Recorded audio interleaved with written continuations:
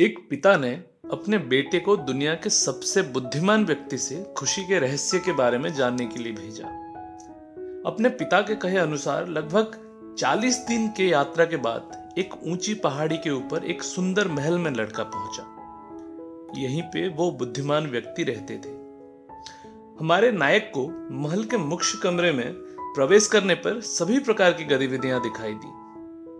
कई व्यापारी आ जा रहे थे, कई लोग एक दूसरे से बात कर रहे थे। एक छोटा सा ऑर्केस्ट्रा धीमी संगीत बजा रहा था और बीच में एक टेबल पर दुनिया भर के सबसे स्वादिष्ट भोजन का भरमार लगा हुआ था। बुद्धिमान व्यक्ति सबसे बातचीत कर रहे थे और लगभग 2 घंटे के बाद लड़के की बारी आई।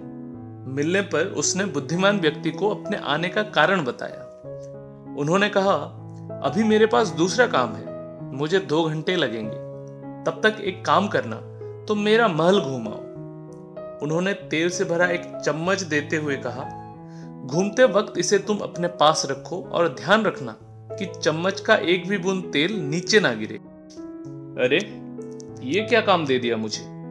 खैर, अब काम मिला है, करना तो पड़ेगा। लड़का अपने आंखें चम्मच पे टिकाए हुए महल के कई सीढ़ियों से ऊपर नीचे चलने लगा और 2 घंटे के बाद वो उस कमरे में लौट आया जहां बुद्धिमान व्यक्ति थे। बुद्धिमान व्यक्ति ने पूछा, तुम्हें मेरा महल कैसा लगा?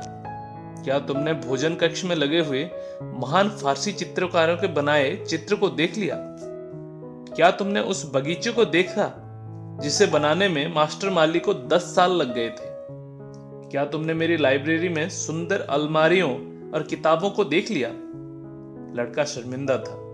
अपने सर को झुकाए हुए कबूल किया कि उसने कुछ भी नहीं देखा। उसकी एकमात्र चिंता उस तेल को गिरने से बचाना था जो बुद्धिमान व्यक्ति ने उसे सौंपा था। बुद्धिमान व्यक्ति ने कहा, फिर वापस जाओ और मेरे घर के नायाब चीजों को फिर से देखो। जिसके घर के बारे में तुम नहीं जानते, उसमें कैसे तुम यकीन कर सकते हो? ये सुन के लड़के ने राहत की सांस भरी और निकल पड़ा अच्छे से घर को देखने। इस बार छत और दीवारों पे बने कलाकृतियों को अच्छे से देखा। क्या कलाकृतियां हैं, कितनी बारीकियों से इस पे काम किया गया है। उसने चारों ओर के पहाड़ों और उद्यानों को भी देखा। फूलों की सुंदरता मंत्रमुग्ध करने वाला था। दुनिया भर के व्यंजनों में से चुन चुन के उसने अपने पसंद के भोजन भी किए। काफी देर के बाद वो बुद्धिमान व्यक्ति के पास वापस आया और अपने अनुभवों को साझा करने लगा। तभी उन्होंने पूछा, वो सब तो ठीक है, पर वो तेल कहाँ है जो मैंने तुम्हें सौंपा था? उसने घबरा के चम्मच को देखा। चम्मच एकदम खाली थी। बुद्धिमान व्यक्ति ने मुस्कुराते हुए कहा, खुशी का रहस्य बिल्कुल ऐसा ही है।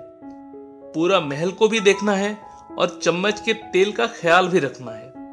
कोई फर्क नहीं पड़ता तुम कितना आगे आ गए हो और तुमने कितनी दुनिया देख ली। हमेशा ये याद रखना कि तुम कौन हो और कहां से आए हो। अपने चरित्र और नैतिकता पर हमेशा टिके रहना, साथ ही साथ अपने आसपास और लोगों का ख्याल भी रखना। कहानी का पहला सबक है, काम में इतना भी मत डूब जाओ कि जिंदगी का मजा ही ना ले पाओ। और दूसरा सबक है कि जिंदगी के मजे लेने में इतना भी मत खो जाओ कि अपने असली मकसद को ही भूल जाओ। आप देख रहे हैं a better me motivation. Channel को सब्सक्राइब और वीडियो को लाइक करें। धन्यवाद।